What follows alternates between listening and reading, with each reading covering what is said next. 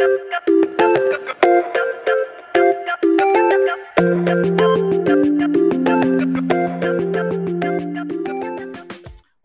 great. Again, welcome to everyone who has just joined in. My name is Andrew Opon, and I work for the Christian Reformed Church Office of Social Justice, and I'm part of the Climate Witness Project leadership team. Now, for those who are not too familiar with the CRC or familiar with the Climate Witness Project, just to give you a quick snapshot, we are a campaign of the Christian Reformed Church Office of Social Justice, as well as World Renew, and we are set up to work with individuals, congregations, organizations, as they learn about the realities of the climate crisis, and also as they learn to steward creation. But more importantly, we work with our constituents and congregants to really find their voice in the public sphere, to be able to advocate and communicate to elected officials for common sense climate policy. So that's just a quick snapshot of the Christian Reformed Church campaign, the Climate Witness Project. As we get to the tail end, we will put in information in the link. If you're not familiar with us, we would love for you to sign up and become a partner, and we will circle back to more on that. So just to give you a quick outline of tonight, we're going to have Peter introduce himself and sort of share his climate perspective. And we are going to have two brief moderated questions for Peter. And then we're really going to open it up to a Q&A session. Now, we really invite you to really engage at that session and to sort of bring up your questions that you have. Again, when it gets to that time, you can use the chat box to put in your questions, or you can sort of unmute yourself, introduce yourself, and then go with your question. Before we start, I wanted to quickly read our online moderation guidelines and how we engage. We want to make sure everyone is on the same page, so I will quickly run through that. So in terms of when we get to the Q&A portion, we encourage everyone to stay on topic. Your comments should directly relate to what we're talking about. It should be concise and easy to follow. It should be polite and respectful in tone and language, even when you strongly disagree. Please avoid dominating the discussion, arguing back and forth. Hopefully that's not happening. Making any derogatory remarks or personal comments about our guest. And also undermining, making sure we avoid any language that undermines the church or its ministries. Constructive criticism is always welcome. And we are sure that Peter and his team would be more than happy to connect with you at a later time to talk more if you have something that you want to connect about. So just putting that out there. The next thing we wanted to briefly again read for folks who are not too familiar with the CRC is why we're doing this, why we're gathered here. So we have a synodical mandate. And again, those who are not familiar with CRC lingo is just a simple directive that we have from our sort of governing body of the CRC, which really speaks critically to the issue of the climate crisis. Now, we wanted to just take a snippet from that statement, which really much sums up what we want to do with our elected officials, and also to really bring attention to the climate crisis. So a snippet from our synodical mandate really says that human-induced climate change is an ethical, social justice, and religious issue. So this is why we as people of faith really care about this issue. We would say that this for us is a pro-life issue as well. And so this is why we care, and this is why we're here. We want to also underscore the fact that this is not something which is abstract for anyone. We can see what is obviously happening in our country on the West Coast right now, but here in the Midwest, we can see the impacts of climate change on agriculture, on the public health sort of crisis that we are going in right now, and very much here specifically to the threat of pollution to our Great Lakes. And so this is something that hits home for us. And again, it's something that is not abstract and something that is very tangible for us. So again, wanted to set that tone and make sure we're all on the same page. So great. And I just forgot that I am moderating with Laura, and I totally forgot to ask Laura to introduce herself. Laura, if you could quickly introduce yourself. Apologies for that. Hi, no problem. My name is Laura Harjanto. I also work for the CRC Office of Social Justice as the advocacy specialist. I'm also part of the CWP leadership, so I'm excited to be here. Great, awesome. So before we turn to our questions, again, Peter, welcome. We're so happy you could make time to join us. And just introduce yourself to our group and to our team, and let us get to know you a little better, and we'll follow up with our questions for you tonight. So over to you. Thank you. Well, Andrew and Laura and Chris and Steve, thank you so much for hosting, and thanks for everyone for joining on tonight. My name is Peter Meijer, and I'm the Republican nominee for Congress in our 3rd Congressional District here in West Michigan. The 3rd District is most of Kent County. It's the city of Grand Rapids and all of Kent County except Walker, Wyoming, Granville, and Kentwood, and then all of Berry, Ionia, Calhoun counties, and then part of Eureka Township and Montcalm. So this is a West Michigan seat, though we don't have the Lakeshore, and I'm a little bit envious of that. But it's a great slice of our West Michigan, our West Michigan world. So I'm running for office to bring back the strong, stable, and effective representation that we've had in folks like Gerald Ford and Paul Henry and Vern Ehlers, while at the same time, capitalizing on some of my capitalizing on some of the values that have proven successful, that have proven enduring in this country around limited government, among economic freedom, among individual liberty, capitalizing on those while at the same time saying we have an obligation to look to the future, to tackle a lot of the long-term challenges that we're very quickly going to be staring ourselves in the face. I mean, Andrew, you were talking about how climate, the climate crisis, climate change is something we're starting to face right now, and the longer we wait to take very definitive action, the more challenging it becomes.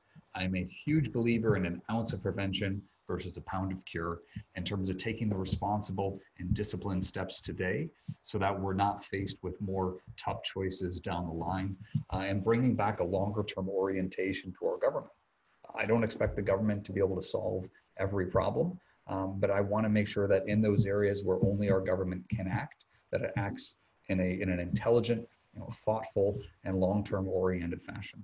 I look forward to digging in a little bit deeper on that and a ton of other issues, but I just want to say thank you for hosting me here to talk about the environment, because this is one of the top priorities of mine. It's something that has put me at odds with my party in more than a few places in the past, and even some in the present, but I think it's incredibly important. I'm 32. I want to make sure that we're making decisions today that are going to leave us in a better place 10, 15, 50 years down the road. And this is one of those issues that has been trending in the wrong direction for a while. And I feel, a responsibility. I think our generation feels a responsibility to make sure that we are not delivering the same burden to future generations, that we are struggling with today. Great. Thank you so much, Peter. And thanks for clearly stating that that's a priority for you, and we're glad that to have both candidates running for the 3rd congressional seat to clearly state that. So we appreciate that. So Laura, over to you with our questions. Yeah, thank you for that. Actually, the 2 moderated questions that we have wrap in really nicely with what he just said. And so let's go into the first one. How does your faith inform your position on the climate crisis? I will state flat out, I did not really grow up within the church. I sought out the church on my own when I was a teenager. I think I was baptized at 14 or 15, and it was within a congregational environment. So encyclicals and synods are a little bit far removed from some of my liturgical experience. But just, to me, it's a very fundamental and core belief in terms of, appreciating the fact that our responsibilities have actions, appreciating the fact that the wealthy, the rich will always be able to navigate crises in a way that, other folks won't be able to. It's a question of equity. You look at the impact on sea level rise. In Michigan, we're going to be fine. Low-lying parts of Florida, they'll be able to relocate. Bangladesh, when the next typhoon hits, plenty of parts of the developing world that are in those low-lying plains those are going to be the folks that suffer the most. And I think turning a blind eye to that suffering, washing our hands of responsibility is a fundamentally selfish act. We do have a responsibility to make sure that we are looking towards that long term, that we are appreciating and living a consistent life ethic. I mean, that's one of the reasons why I'm pro-life. That's one of the reasons why I am, one of my foundational kind of impulses and why I wanted to get involved in politics is because of my experiences in Iraq and Afghanistan. Iraq as a soldier, Afghanistan as a conflict analyst for the humanitarian aid community, seeing war's destruction up front. It's why, I haven't discussed this issue much because frankly, nobody's asked me about it, but it's also why I'm opposed to the death penalty. But I think you draw that life ethic out further, and it's making sure that we have institutions in our government that are able to protect for the most vulnerable amongst us. And it's making sure that we have policies that are doing the same. And in tackling the climate crisis, making sure we're doing what we can to conserve our natural resources, to avoid the emission of greenhouse gases, to work to reduce the carbon dioxide in the atmosphere, and just in general, work towards a more sustainable life, so that we're getting out of this cycle of pure consumption and recognizing that what we produce, what our legacy is, what we invest in, what we sacrifice for, those are the things in life that have meaning. This is something that really kind of troubles me greatly, because too often we think of protecting the environment we think of the environment as just a resource for us to exploit, rather than a bounty that we've inherited for which we should be grateful. And as the book of Genesis instructs, something that we are to grow and that we are to pass on for the future. That notion of stewardship that is implicit.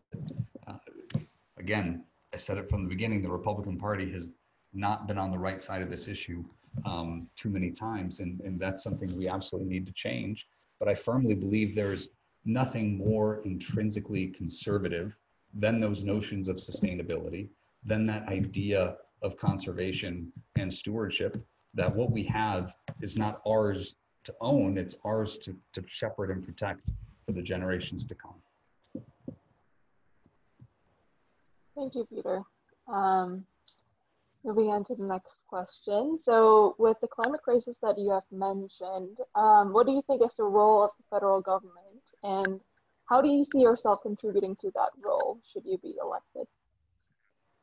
I'm going to say from the outset that I can easily go down a number of rabbit holes when we're talking about environmental issues, and everything from energy production to efficient building practices to carbon capture and dealing with existing pollution as we have it today.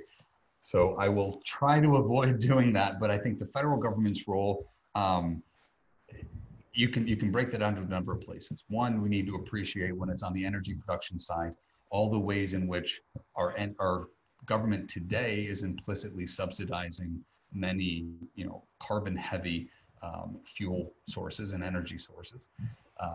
We need to be making sure that we are moving towards a place where, and in many cases, if you kind of net this equation, renewable energies are either at grid parity, or they are in some cases more or less expensive than more carbon heavy alternatives. So moving towards establishing those baseline conditions and unraveling some of the subsidies that exist, so that we are making that argument that, listen, not just in a pure free market sense, this is the better investment.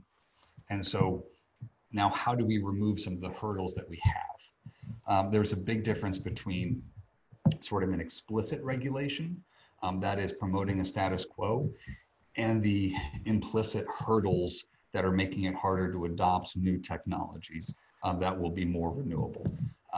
You go around the world, you see evacuated solar tubes on rooftops as part of solar thermal heating in places that don't have ready access to natural gas. And so that's how you're taking a hot shower in places that are off that grid. It's very difficult to implement proven technologies that are already in widespread use in the US, because oftentimes our building inspectors aren't as familiar. Even if it's in the code, there is an uncertainty and a hurdle that's presented. that's an area where having the government come in and give that assurance and say, hey, we don't need to do what we've always done. Here are some things that are already proven. We just need to get over some of the stickiness so they can become more widespread.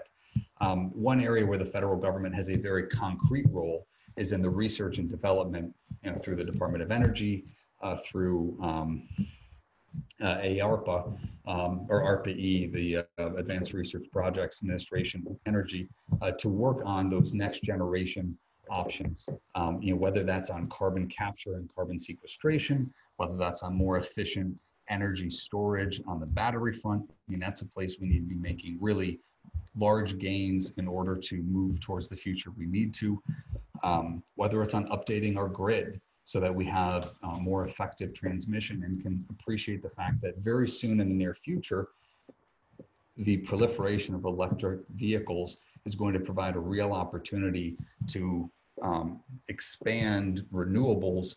We're going to need for the time being, and probably well into the next decade or two, some on-demand energy generation.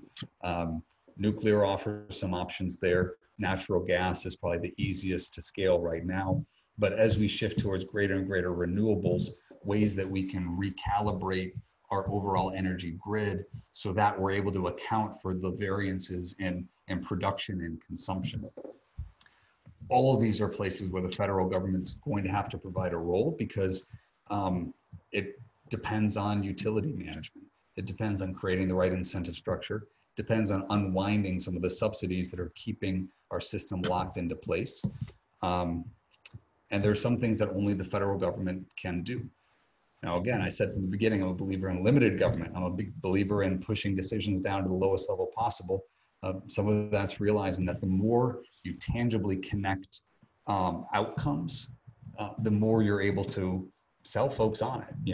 As Andrew said, I mean, make it feel tangible, make it feel present. You talk to the agriculture industry, you talk to farmers, they see the effects of climate change. They know we're in a climate crisis. They see the variance in weather patterns. They see the precipitation changes. They see the temperature fluctuations. There it's tangible. One of the challenges on the communication side is having folks understand that, we are needing to put ourselves on a better path, not just to pointlessly sacrifice today, but because this is how we get to a point where we're all in a better position, further down the line. And I think there's a compelling federal reason to make sure that we are aligning the mission and the orientation of the government accordingly. Great.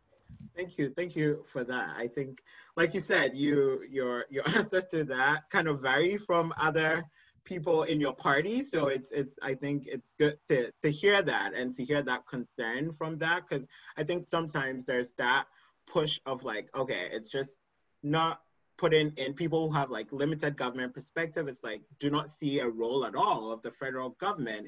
And we always say that the large scale of what's happening needs an overhaul, a systemic policy that can sort of inch us closer to where we need to be. So thanks for sharing that.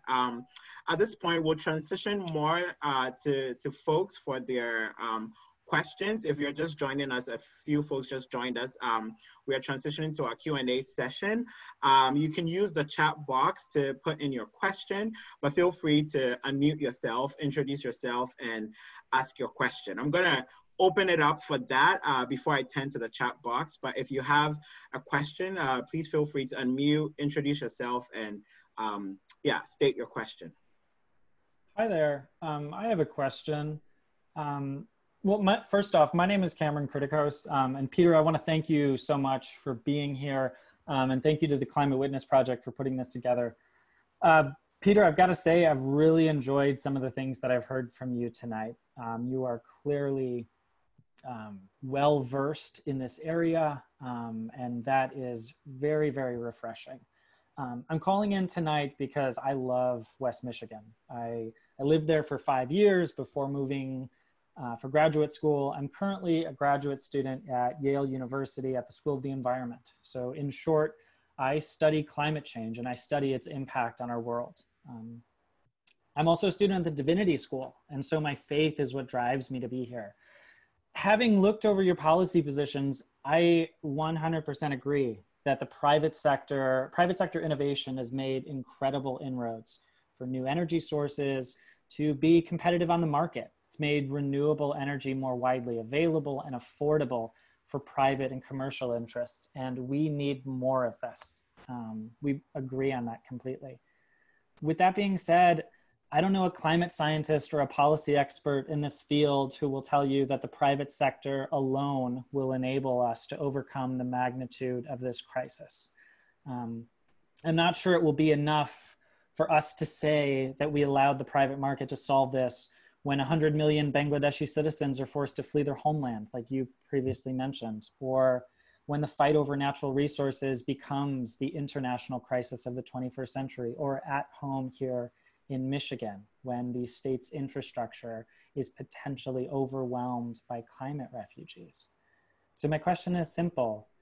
Do you feel as though a federal commitment to decarbonize our economy, our infrastructure, our transportation grid is a policy position you could support? I think moving towards that, absolutely. It's,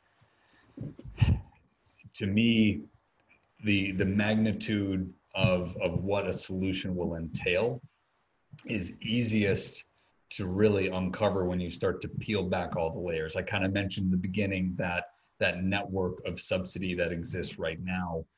Folks complain about the renewable energy tax credits to incentivize the adoption of renewable energy. It's like, well, yeah, but there's a ton of implicit subsidizations of a whole of entire other industries, both carbon based and non-carbon based. We need to get to a point where we say, okay, where are the places that to your point, where the free market is going to make some great strides, and then where are the places where it won't, and that will not be sufficient to get us where we are. I'll be honest, I've been frustrated by some climate scientists who speak with a very strong, concrete degree of this will absolutely happen by this date. I think when you say something's going to happen in 5 years and 5 years later it doesn't, I've spent plenty of time in the analytical field. It is never a certainty. The point in the communication that I very much favor is this is going to happen at some point. And the longer we wait to take concrete action, the harder it will be to go where we need to go. And that's where I'm less a fan of creating benchmarks that we end up not hitting, and more chunking out where are the areas that right now it's not really going to be a partisan question because nobody's really opposed to it, right? This is where I think the Green New Deal is kind of fatally flawed, is trying to do everything, and also a bunch of societal restructuring that has, to me, questionable relevance to the overall climate goal. But it's saying we're seeing a tremendous arena for bipartisanship on a lot of environmental issues. Michigan is similar to Florida in that, the climate to us and environmental protection are not an abstraction. I mean, there's something that we live with. Like we said, the Great Lakes are central to our identity. In Florida, they see the effects of sea level rise. They see the effects of more intense storms. So chunk out those areas where we can make kind of rapid progress shortly, and then figure out how far do we need to go in other areas.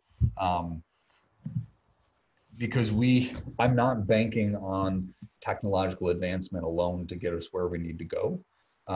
But I'm optimistic that as we start down that path, we may be surprised by the opportunities that present itself, and we may have an opportunity to better reformulate some of the modeling with additional inputs.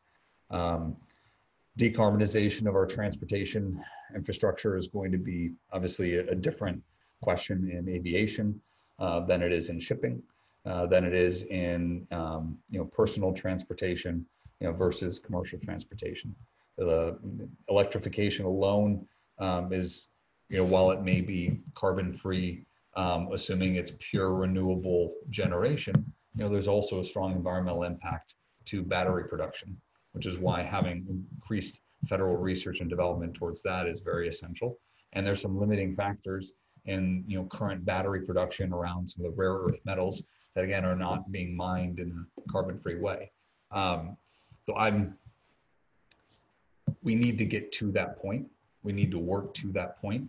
But I think we also need to be very diligent as we get there, that we don't end up with the same scenario that I have in the back of my mind, which is, the paper grocery bags that Meijer had in the late 80s and early 90s that said, save a tree, use plastic.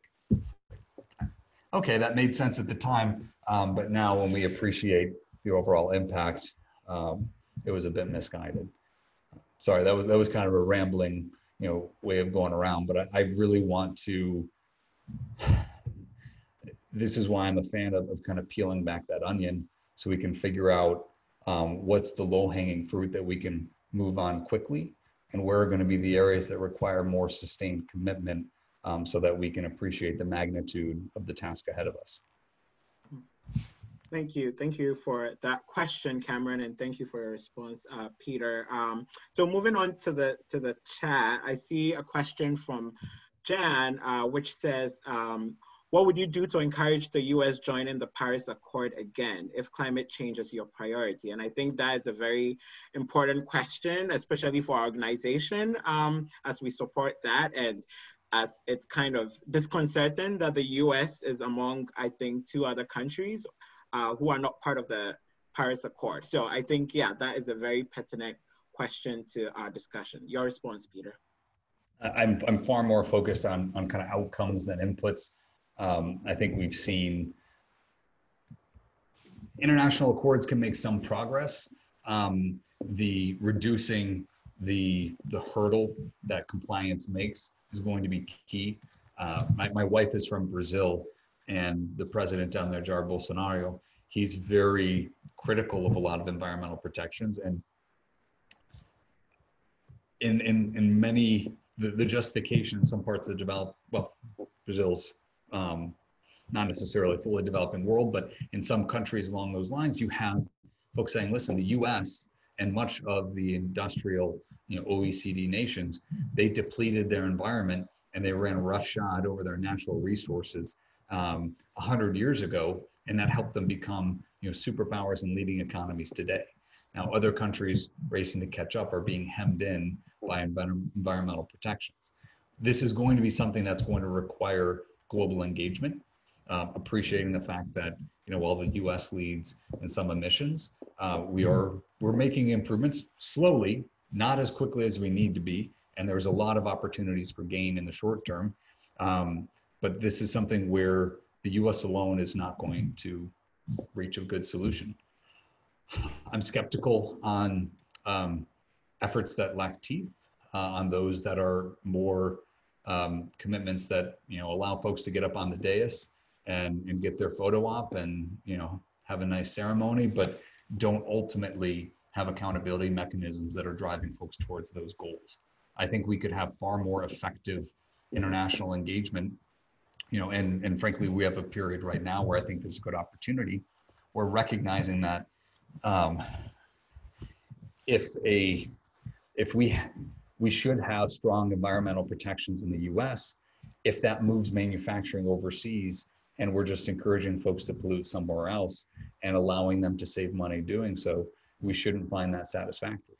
We should be having our environment and the carbon footprint of production, the pollutive components of our consumer economy. We should be accounting for that in our international trade agreements.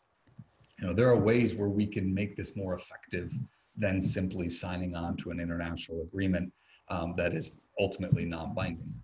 It may give us goals to kind of work towards, and then folks have to sit back and write papers and figure out how to kind of plug in those variables. But I also don't want it to blind us from the opportunities that we have today, and also making sure we're mitigating the international components and the rising countries, China and India being at the forefront of this, Russia as well, in terms of having very lax environmental standards and producing a tremendous amount of greenhouse gases through their carbon-based economy. Not making sure that those countries are also incentivized beyond just a non-binding compact to reach goals in order to be fully contributing towards reducing the climate crisis. I can think of a follow-up question to that, but I think since Jan asked that question, Jan, do you have a quick follow-up to that? Especially because I think the Paris Accords is such an important thing. Yes, there are some sort of detracting facts to that, like you talk about like accountability, having teeth, but I think on the overarching scale, there is really huge international support for that, especially like I made the point, like the US and other two countries are the only ones who have pulled out of that. Now, I can see a follow-up question to what you just said, Peter. I appreciate what you shared, but Jan, do you have a quick follow-up to that? If not, I would want to move to the other question. And I think someone just put in what would have been my follow-up question in the chat, and I'll ask that quickly before I circle back. So the question is, so what kind of global agreement with teeth will you propose instead? Yeah, I think we've seen the most effective global engagement around a lot of these issues come, frankly, on an industry-wide basis, or something to the equivalent of the CITES agreement that we had to reduce, trafficking in exotic species and endangered animals around the globe, right? You work out on a industry by industry or sector by sector basis how you can begin to positively implement restrictions within that sector, right? Then you don't have the perception that the U.S. is surrendering its sovereignty as part of some broad agreement, and now it becomes part of a partisan football going back and forth.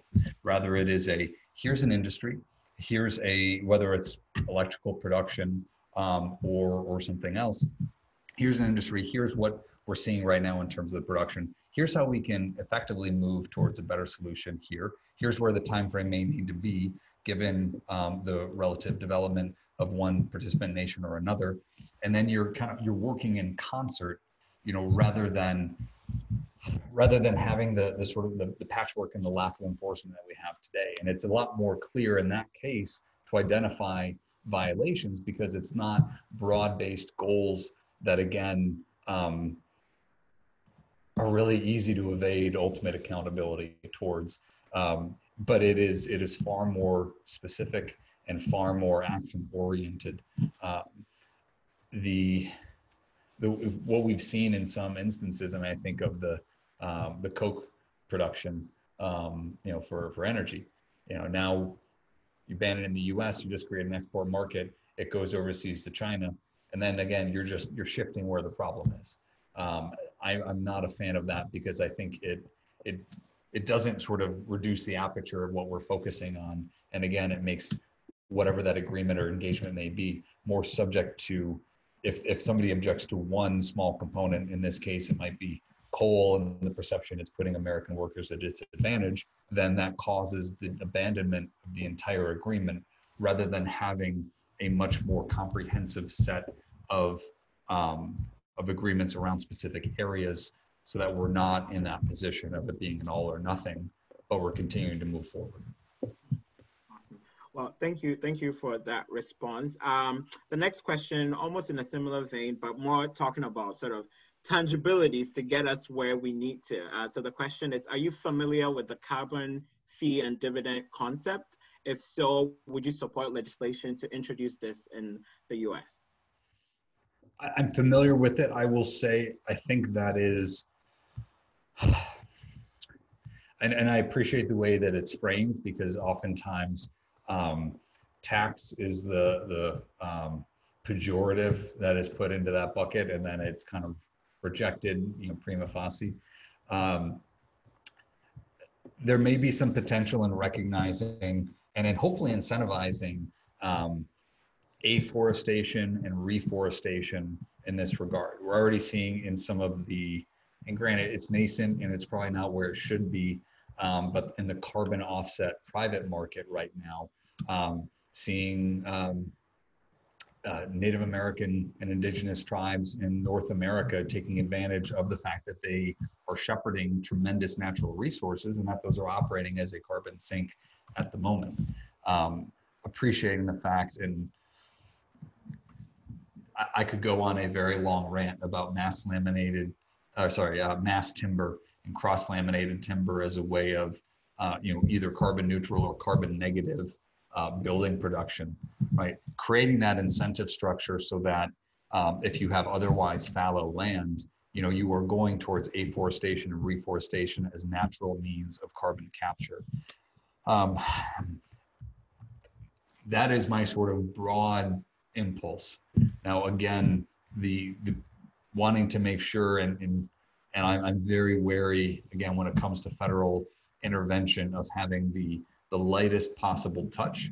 And that doesn't mean that there's no touch. That means that you understand where that minimum effective dose may be, because an overly heavy hand rapidly either has negative externalities that defeat the purpose, or quickly loses that sense of an outcome orientation, right, if it's firmly on inputs.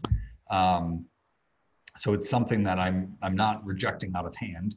I want to get us to the point that we understand where we need to bridge a gap from that sort of minimal intervention and where we may need to do something further. But I think in some ways, and it also has to be not just a stick, but a carrot, because I think that's where we've seen the most enduring policies are those that recognize the positive externalities that folks aren't being rewarded for, right? It's, you're either punishing the negative externalities, because of the polluters, or appreciating the fact, as we're seeing with wetlands, and why we want to preserve wetlands, because they are helping buffer and offset, negative occurrences elsewhere. So I think to the extent that we can help promote those positive externalities, that we can get folks to appreciate, the carbon sinks and sequestration we have right now, there's promise. But we also need to make sure, from a political sense, that it is not getting to the point where being overly punitive, it is, going to be politically infeasible.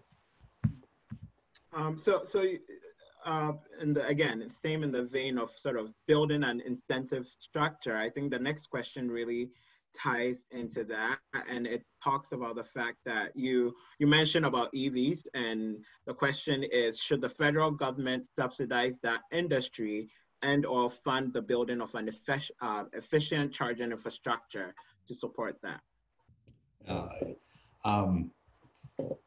We're seeing a pretty dramatic expansion in electric vehicle infrastructure, kind of as is. I put down a down payment on that Ford Mustang EV, and I'm excited to have that kind of excited to see American industry catching up to where some other both European automotive industry and some other components have been for a little bit of time, but capitalizing on some gains. If it's necessary, I think that's probably in the realm of things that, especially when it just comes to charging stations for electric vehicles, that the private market is working to ensure there's something there. All of the EV manufacturers, whether it's Tesla or Ford, Chevy, Toyota, a slew of European brands as well, some of which are shifting to fully EV. They're highly incentivized. They do not have a market if folks can't, effectively go places. So at least in the short term, I don't think it's necessary. Where it's going to require more federal intervention is, as I was saying earlier, balancing out the production and the consumption. When you have increased renewable production, that's, if it's solar, if it's wind, that is not on demand. And so making sure that when you have that optimal production time, you're able to optimally either store so that you can balance out sort of the peaks and the troughs in production versus consumption. That's probably where it's going to require more federal infrastructure on updating our electric grid, much of which, at least at the core components, we have, depending on where you are in this country, could be 20 years old or could be 120 years old. So there's going to be some new investment needed around transmission and generation on the transmission side to account for the fact that you may have more dispersed generation with rooftop solar or with more rural wind power in terms of more turbines getting put up on farmland on longer term easements. So that's probably where more investment will be needed rather than, let's see as the charging stations get more developed, but it seems like there's been a lot of work and partnership among private sector companies to build that out at the moment. So I see a quick follow-up to the carbon fee dividend question, but I just wanted to, again, looking at our time, see if there's any other question from folks, and we'll see if we can circle back to the follow-up question and have some time for wrap-up before. Again, we want to make sure people have time to tune into the presidential debate if they want to. Andrew, are you saying I'm less interesting than Donald Trump debating? Not at all, but I know that some folks are itching to get there. So yeah, you are equally interesting. Thank you, Peter. my thoughts on carbon fee and dividend program. Sure. Yeah, we should have you back again, maybe before the election, and we can talk more on that. Okay, so quickly, the follow-up to that, and then we'll have some time for closing and wrap up is the carbon and fee dividend legislation already exists in the House. It is HR 763, the Energy Innovation and Carbon Dividend Act. It says this refers directly to put a price on fossil fuels and returning the check to American citizens. Can you address that directly and specifically, and not the other forms of carbon policies? I was given a very wise piece of advice to never comment on pending legislation because it can very easily change, and you never want to back yourself into a corner on something that is inherently evolving. HR 6073? HR 763. So it's the Energy Innovation and Carbon Dividend. I think this is really championed by the Citizens Climate Lobby, and it has bipartisan support currently, last I checked. And it really, I think it's one of, again, back to the idea of tangibilities, one of those tangible ways to inch us closer to a way of mitigating what's happening. So yeah. Yeah, without having read the legislation and without knowing what the final form may be, after amendments and committee work and such, I don't want to go too far down, and I also don't want to step more beyond what I was saying earlier about, I think that notion I was talking about understanding all the subsidies as they exist. That was more on the what we're doing to promote the status quo today. The flip side of that is focusing on where do we have resources that are helping towards these goals that are not being appreciated. I mentioned afforestation and reforestation as very easy ones to just say, like, keeping your forest, intact is fantastic for sequestering carbon in a natural way in our world. Yeah, so I would say that then let me simplify that. So then, should you be elected and should this come across your desk, can we at least have a degree of guarantee that you would fully consider that? Obviously, with that, you would have more context information. Okay, great. I think there's this last question, and I'm looking at the time, but I think it's important to take just because it relates to the Great Lakes and what we've talked about. So if you could give a quick response to that, Peter, that would be appreciated. The question is, what is your position on line 5, which seems to be an imminent danger to the Great Lakes? Yeah, my position is one of frustration on a couple of different accounts. I think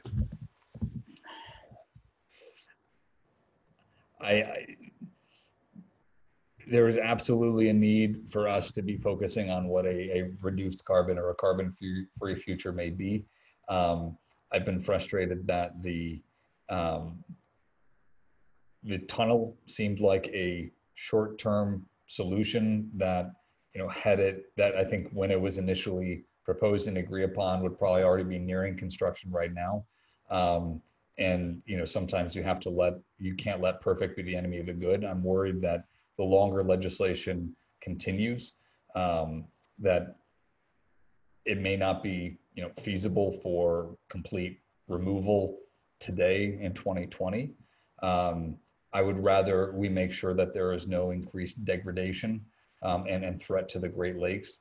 But you know, that to me is my frustration, that it's become less outcome oriented and saying, you know, in the short term, it's a lot safer.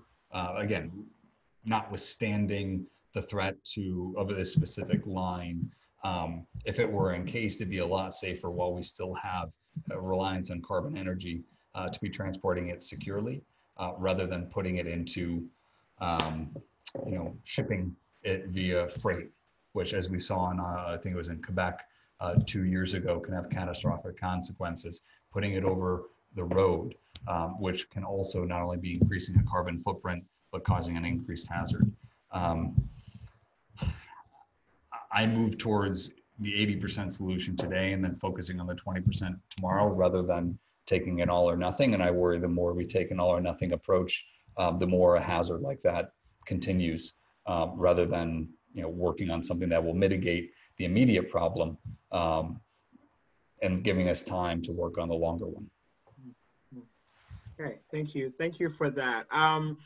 Again, I wanted to quickly put plug this information in before I give you the chance to give us your closing remarks, Peter. In the chat, you can see a link to the Climate Witness Project. If you're not familiar with the project or you want to learn more, we entreat you to sign up. For folks who were on this call and registered, we'll be following up with a resource toolkit that really points into information about how to get registered to vote, information that you need about how we are doing our mobilizing work, and opportunities that you can get connected to really get out the vote, and also make sure that you are an informed voter come November. So we will follow up with those resource toolkit tomorrow in the next couple of days. So please be on the lookout for that. So Peter, you have, let's say, 60 seconds to give us your closing remarks and leave us what would be that takeaway message before we tune into the interesting debate, which is something that I know folks are going off right now to join and watch. So in 60 seconds, what do you want to leave us with? Well, Andrew, Laura, Stephen, Chris, thank you so much for having me on. Thank you for everyone who was able to join us tonight. This is an issue that I'm deeply passionate about, that we need to get, you know, not the left or the right on the right side of, but our entire country moving forward to address. You know, when I was working in Afghanistan, I had 2 weeks by myself over Eid, and I had always been thinking, what is the thing I want to do for the next 50 years? And it just flipped on its head. What will I regret not having done 50 years from now? And making sure that the Republican Party is embracing conservation, is embracing stewardship, is moving us towards we need to go, is something that I hope to be proud to tell my grandchildren, you know, 50 years from today. This is one of the reasons why I'm running to return, you know, strong, stable, and effective representation of West Michigan. I think it's where we need to be in order to ensure the prosperity, the longevity of everything that is good and right in this country, while at the same time recognizing our responsibility around the world to make sure we're all moving towards a more just globe. So thank you so much for having me on.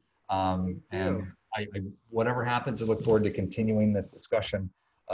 Most definitely. I've said to Ms. Colton and said to you at the pre-forum discussion, we will be holding your feet to the fire and hold you accountable should you be elected. So be prepared to see our faces more often, and make sure we will be in your office as much as we can if need be. So thank you for joining us tonight, and all the best with your campaign. Thank you all for joining us tonight, and please look out for the resource toolkit and follow-up email.